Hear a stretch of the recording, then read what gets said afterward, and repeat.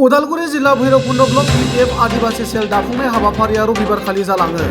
सान्तिपुर प्राइमारिनि सिङाव थानाय सान्तिपुर गेलेग्रा फोथाराव गोबां रायजो राजाफोरनि नुजाथिनायाव भैरबकुन्द ब्लक BPF आदिवासी सेल दाफुंनाय हाबाफारियाव भैरबकुन्द ब्लक BPFनि आफादगिरि सनेश्वर औवारी, नेहाथारि जन नार्जारी, CWCनि दैदेनगिरि रबिनसन दैमारी, बारग' MCLA कार्तिक चन्द्र बर', उदालगुरि जिल्ला आदिवासी सेलनि आफादगिरि नवज्योति कुर्मी, आखान्थि नेहाथारि बीर सिंह गौर, नेहाथारि सिलु लां, जराफुख्रि प्राइमारिनि आफादगिरि दायुद दैमारी आरो सान्तिपुर प्राइमारिनि आफादगिरि कितेश्वर रानसारी बिथांमोनहा बाहागो लायो। लोगोसेनो भैरबकुन्द ब्लक BPF आदिवासी सेलनि आफादगिरि महरै दयाल कुजुर आरो नेहाथारि महरै सन्जय चौहानखौ सायख'नाय जायो होनना मिथिहोदों। गुबुन फारसेथिं भैरबकुन्द ब्लक BPF आदिवासी सेल दाफुंनाय बे हाबाफारियाव भैरबकुन्द ब्लक BPF हान्जानि आफादगिरि सनेश्वर औवारी बिथाङा, BTCनि गाहाय मावफुं सोद्रोमा प्रमद बर'आ BPFनि दैदेनगिरि हाग्रामा महिलारिनि गोदाव सोराव बाथ्रा बुंनायाव मिडियाफोरा थांनो नाङा बुंनाय बाथ्राया गनायथाव नङा। मिडियाया जोंनि ब्रैथि खुन्थिया। बिथांमोना रायजोजों थांनानै, पलिटिकेल दैदेनगिरिजों थांनानै बिथांमोननि अपिनियनखौ पाब्लिसिटि खालामनाया मिडियानि खामानि होनना बुङो। लोगोसेनो UPPL हान्जाया BJPनि आइथिं हमनांदों। क'क्राझार लकसभा बियाबखौल' UPPL हान्जाया गेलेनानै दरं उदालगुरिखौ BJPनो हगारना होखाबाय। BTCनि गाहाय मावफुं सोद्रोमा प्रमद बर'आ सारेन्डार जाखाबाय होनना खौरांगिरिनि सिगाङाव सनेश्वर औवारी बिथाङा ओरैबायदि बुङो।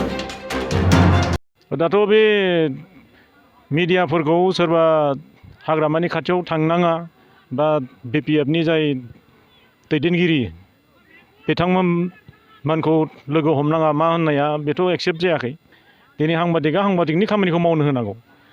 दिनै सोरबा मिडियाया बिथांमोना रायजो राजानि बा बबेबा मोनसे पलिटिकेल पार्टिनि जानानै बिथांमोननि जिथु अपिनियन बेखौ पाब्लिसिटि खालामनायाथ' बिथांमोननि दायित्व'।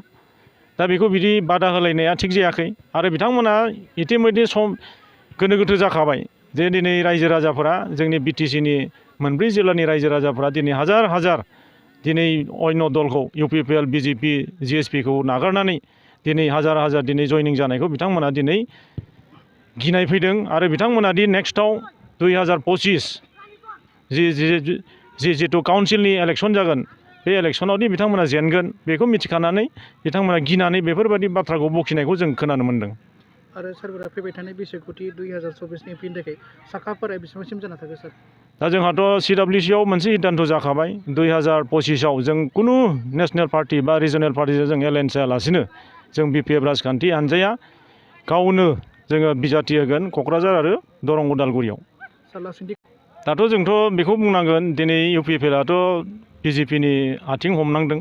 दिनै बिथांमोना अलरेडि जोंनि BTRनि चिफआ प्रमद बर'आ बुंखाबाय जे जोङो क'क्राझारावल' केन्डिडेट होगोन UPPLआ, खिन्थु दरं उदालगुरियाव जोङो BJPनो हगारनाय जाबाय। दा सारेन्डार जाखाबाय बिथांमोना आरो दिनैथ' जोंनि सारा भारतआव नेसनेलनि जिथु पलिटिकेल सिनारिय' जोंथ' गाज्रि नुगासिनो दङ। दिनै कंग्रेस पार्टियासो दिनै उत्थान जागासिनो दङ। दिनै जोंहा फैगौ नभेम्बर आरो डिसेम्बराव जोंहा मोनबा स्टेटआव जिथु इलेक्सन जानो थांगासिनो दङ मध्य प्रदेश, राजस्थान, छत्तीसगढ़ आरो तेलेंगाना आरो जोंहा मिज'राम, बे मोनबा स्टेटआवदि BJPआ जेनगोन दिनै बेखौ मेन्डेट होगासिनो दं रायजो राजाया।